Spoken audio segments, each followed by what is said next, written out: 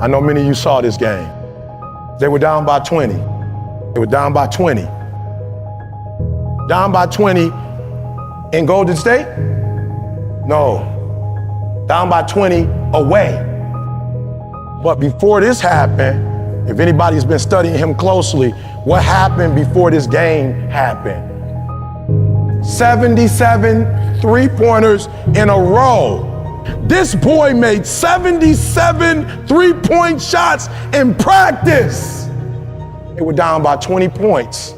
He came back and won the game, but you might have missed it. Do you see it? He's shooting a three-pointer with his eyes closed. They showed it on Sports Center. The boy's eyes is closed with the three. Boom. Muscle memory.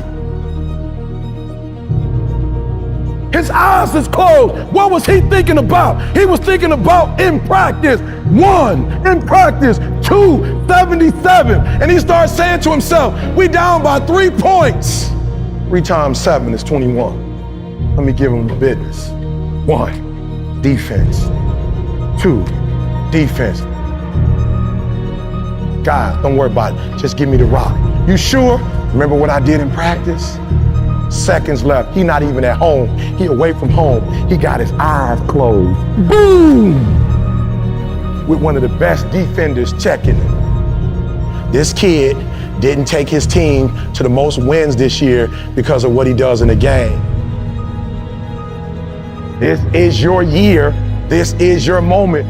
If not you, who would have not now win? This is you, baby. Ain't nobody stopping you but you.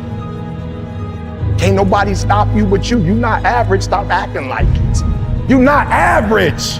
Why you being average? You not average. Why you being good when you not good? You great. You phenomenal. When you gonna step up to the plate?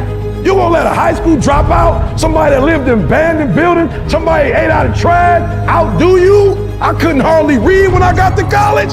You gonna let me outdo you? You're greater than that. And so I need you to do me a huge favor. I need you to dig deep. It's the mindset. Like I had a victim mindset. Like everything was about somebody else. You know, it was like the outside, inside theory. You know what I'm saying? Which is terrible. It's like everything that's supposed to blow me up and take me to the next level is somebody else's responsibility. When I look back, all the anger and the frustration and the hurt, it was all blaming. Everything was about this person or that person or this person. I never even realized I was where I was because of who I was. And I was actually getting the physical manifestations of my thoughts, of my feelings, my emotion. Like I was creating this. The hardest thing I've ever done was look in the mirror and tell myself I was sorry. Sorry for what? I was sorry for what I got myself into, the choices that I made. That dude is the dude that looked himself in the mirror and was like, yo, you owe yourself an apology. And not only that, you owe yourself correction. You owe yourself change. Wow. That was one of the most difficult days of my life, was looking at myself, correcting myself, telling myself I was sorry, and then moving forward saying, now what are we gonna do from this point? One of the dangerous things is the outside-inside theory. It's dangerous because what you're doing, whether you know it or not, you are comparing your journey and your life to somebody else's journey and somebody else's life. Let's just be honest. You don't even have the right context to do that. You don't know why they're doing what they're doing.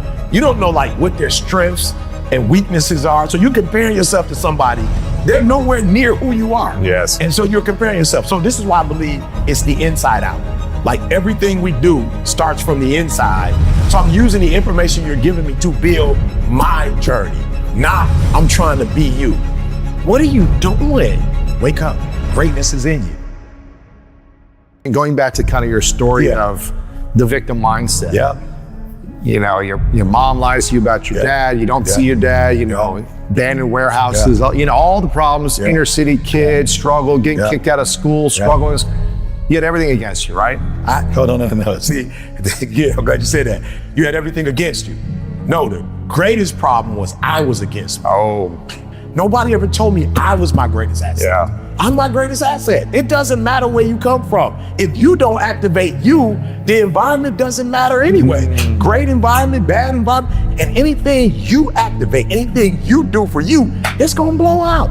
But at the end of the day, you have to be the first thing that you invest in. And if you invest in you, I just believe there's nothing that can stop you. I'm telling you, we can't lose our hope, because once you lose your hope, you lose everything. I'm here to tell you that once you get started, you can't stop until you get there. I'm telling you, when you get in the boat, you make a commitment. It doesn't matter if the gale comes. It doesn't matter if the winds and the waves come. It doesn't matter if the storm comes. Just keep rowing. You need to be more disciplined about your minds. Right. What do the people need to be thinking about with their minds? So here's the deal. You're already in pain. Get a reward for it. Why would you let them destroy your life? Let's go. Why would you let them own you? Why would you allow that thing they did to hurt you now define the rest of your life? Yeah. It's like, no, I was in pain. It's real, but get a reward for it. Don't just think about you. Listen to me, like, I didn't give up. That's what I'm saying to everybody. We all go through pain. Some of us go through pain and it becomes our tombstone. Some of us go through pain and it's a scar. And we live a life of reward. So I'm just gonna say, again, 2025, do me a favor, check you. So you're in the ballot box and you're looking at all these options, doctor, lawyer, teacher, whatever you see, president, mayor, governor, do me a favor. Before you check off any of that, S&P 500, real estate, before you check any of that, check you. Yeah. Before you check anything, check you and go look yourself in the mirror and go, yo, I'm my lottery ticket. You gotta figure out who you are and love you and feel good about you and not care what nobody think about you. Figure out your North Star and wake up every single day going after your North Star. It's like, you gotta figure out what makes you happy. You have to find the thing that wakes you up at 3 o'clock or 6 o'clock or 10 o'clock. Like, you gotta find the thing that brings the life out of you, the joy out of you, the happiness out of you. And you can't do that following somebody else's North Star. So my last one would be, man, figure out what you was put on this earth to do. And I mean, every single chance you have to do it. Do it, and when you're not doing it, enjoy your life. So however much time I have left, I need to work hard and I need to enjoy that time. Absolutely.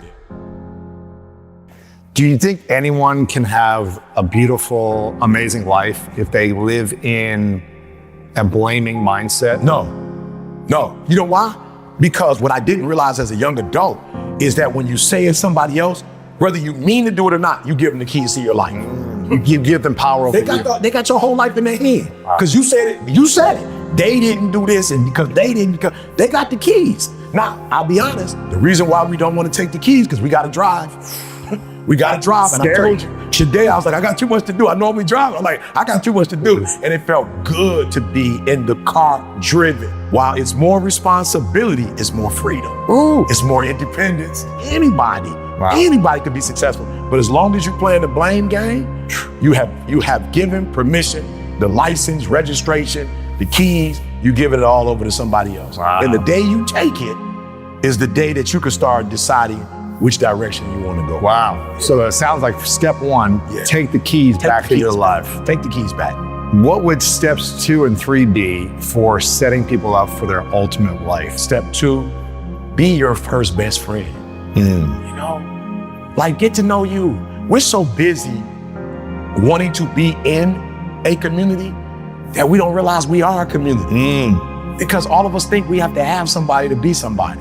So I just think the first step after the first step is you got to figure out who you are and love you and feel good about you and show up in the room you and not care what nobody think about you. And I just think if the eagles aren't trying to, they just are, they not trying. Lions aren't, what do you think about me? Right? Like, what do you think about my roar? You think I'm too loud when I roar? They're not concerned. And so I think step 2, figure out who you are, love you. And step 3, figure out your North Star. I'm not just saying find your North Star in terms of what you've been called to do for others, but there should be a healthy amount of time that you spend enjoying your life.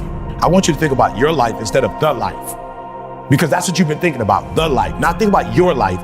Do you want it? What does it take to do it? And then am I willing to do what it takes to get it? Yeah. Here's the thing. I believe if you think about it, it is only because somewhere inside of you have what it takes. Now, capacity is there. Willingness is something totally different. You wouldn't be watching or listening to if you didn't believe you were great. So you wouldn't be watching, you wouldn't be locked in. Something in your spirit has you tuned into this band because you know you're great. Now you got to say to yourself, am I willing to cooperate with the greatness that's in me? And then once you do, and you start consistently operating in that, you're gonna feel good about it. Here's what you have to do. You have to understand, Andre de Shields, I think, said, the top of one mountain is the bottom of the next. Wow. So you get to the top of the mountain, but you understand, the GED was just one, the 4th degree was just one, the master was just, after the PhD was the New York Times.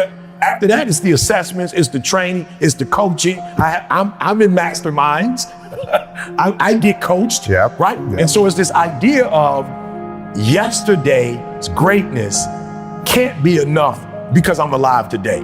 So if I'm alive today, it must be some more greatness in me. I didn't realize at 12 that I was great. And that's why I say you gotta check in 2025, right? Because I didn't know I was great. And once I checked it and realized how great I was like, bruh, we gonna keep doing this until the day we die. It's in you, and it's time to stop being lazy. And it's time to activate it. I love that, man. This is the time to get control of your mind. And for most of us, our mind is in control of us. This is a habit of the greats. Emotional wouldn't let me think rationally. It had me irrational. So I would say when you make emotional decisions, you get emotional consequences. Yes. But it takes meditation, it takes controlling of the mind to say, how should I behave? How should I think in this situation? And what's gonna give me the best outcomes? When it comes to being a leader and a decision maker, we're not doing emotions. We're doing empirical evidence. Wow. We're doing facts. What does the facts say? What does the research say? What does the evidence say? Okay, and based on the research and the evidence, this is the game plan. Let's go. It doesn't matter how you feel. Listen to me, coaching is everything. Why? Because think of Michael Jordan without Phil Jackson. Right. Think of Venus and Serena without Richard Williams. Like, yo, I just want you to picture Kobe without Phil Jackson. So coaching is critical, and here's what's gonna blow your mind. When you get to our level, you really need more coaching. Because we done exhausted all the stuff. You really need coaching. After Jordan won his first championship, he didn't say, I think I've got it figured out on my own. I don't need a coach. He said, let me find Tim to train me. Let me find the mindset coach, the recovery coach, make sure we're getting to the next level. They said that LeBron, look at LeBron, what he's doing right now. Oh, it's amazing, man. Bro, 40 checking dunking on 20-year-olds. Whoever had the arguments, you know what I'm saying? Because there were those of us who was alive. We watched Jordan do his thing. But bro, what LeBron is doing right now, but when I do my research and not emotional about, oh, how is he doing it? Just, hey, no, when I do my research, he's spending 1.5 million on his body and recovery coaching. And so you see the decision he made and you see, okay, yeah, he was great. But that investment that he made in himself, these decisions are based on facts of experts, and then we're seeing the outcomes of it. And so from 16 to maybe 25, it was like, okay, I'm gonna come to coaching some days I'm not, some days I'm going in, some days I'm not. And then my son was born. I was almost 25 years old, Jalen was born. And Jalen was born in 1995. And when Jalen was born, it was the day coach said to me, this is why I've been trying to train you. Because I wanted you to be the best father you could be. And so you miss some classes, you miss some lessons. Your son is here now. He needs the best version of you. Wow. We can't repeat the mistakes of the past. And so I need you to hurry up. And so when Jalen was born, from that day forward, I remember when he was born, I held him. And it was kind of like he looked at me like, you the person that's gonna take care of me? Wow. And that was the day. And this is what a lot of you are running from. It's the R word. And I get it because it's tough. Responsibility. That was the day where it's like, you got to be responsible for somebody else. You cannot I've never played a video game since Jalen was born. Wow. I've read more books since Jalen was born. That first year or two that I ever read in my life. I took my career serious in speaking. I went deep, I went heavy. And I read everything. I was in the library like an addict, just studying and studying and studying. And it was because I didn't want some of the consequences of the past to come in this generation, you know? And so for me, it was like, yo, your son's here, you gotta handle your business. And I just heard, I was more attentive. I started getting up at 6, and then I'd play this game. Daylight saving times would come. I would, say, don't follow it. Stay up at 5 is the new, and then the next year to 4, and then I got started getting up at 3. And I started getting up at 3 o'clock in the morning because it was still. There was no dogs outside. Nobody was driving around. The family was asleep. And I was like, okay, coach, I'm sorry. Let's go back over the lessons I didn't get, and let's go over the new lessons. Like, coach me. You alluded a little bit about, you know, this version of you is kind of speaking to your 16-year-old self and saying like, here's what you need to do. Stop doing that, start doing this. Like, whether that was you in the future or God speaking to you in the future, like, hey, this is what your higher self needs you to do right now. What do you feel like your future self is saying to you now for the wisdom you need to hear to take you to the next This. You spent all of your mature life pouring into people who can't do a whole lot for you.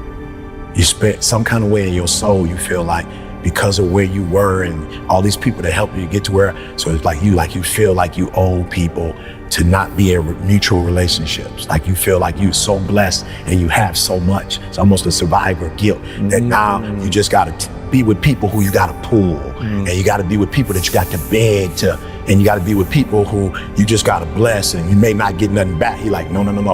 In this season, these relationships have always been there for you. But you haven't taken advantage of them because it's like, I gotta help and I gotta fix and I gotta help you, help you because somebody helped me. But you had to want it. You're helping people that don't even want to be helped. They want a handout. They don't want to be helped. Now, the rest of your life, son, be in relationships where it's mutual. Receive. Get in these mutual relationships and get something.